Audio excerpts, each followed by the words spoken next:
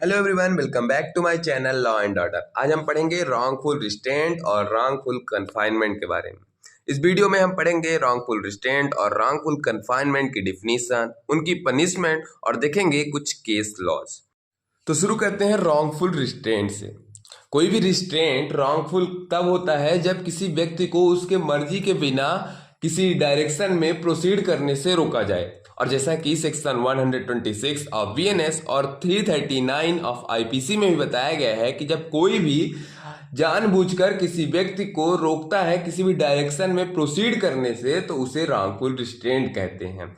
इसे एक इलस्ट्रेशन से और समझते हैं। मान लेते हैं ए और बी कोई पर्सन है और ए अपना जा रहा है बढ़िया मस्त मगन होके एक डायरेक्शन पे, मतलब एक रास्ते से, और बी क्या करता है कि उसी रास्ते में आगे खड़ा हो जाता है गन लेके कि अब तुम इस पॉइंट से आगे नहीं बढ़ोगे। तो ये क्या होगा? रॉन्गफुल रिस्ट्रेंट होगा। मगर अगर वहीं बी जो है तो एक गुड फेथ में कि आगे खतरा है और इसलिए उसे रोक रहा है तो वो जो है तो रॉन्गफुल रिस्ट्रेंट नहीं होगा। अब बात करते हैं इसके पनिशमेंट की। तो section 126 sub clause 2 of BNS में और सेक्शन 341 ऑफ आईपीसी में दी गई है। इसकी पनिशमेंट जो है तो सिंपल इम्प्रिजनमेंट जो कि 1 महीने तक के लिए एक्सटेंड हो सकती है, और फाइन जो कि आईपीसी में तो 500 का ही था मगर बीएनएस में 5000 तक का है। तो ये है पनिशमेंट रॉन्गफुल रिस्ट्रेंट की।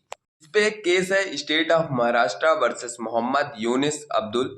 इस केस में एक्यूज ने एक वुमेन को उसके बिल के अगेंस्ट और उसको चोट पहुंचाने के लिए धमकी देके उसे रोक रखा था, जिस पर कोर्ट ये बोलता है कि ये रॉन्गफुल रिस्ट्रेंट है और एक्यूज जो है तो लाइबल है रॉन्गफुल रिस्ट्रेंट के लिए।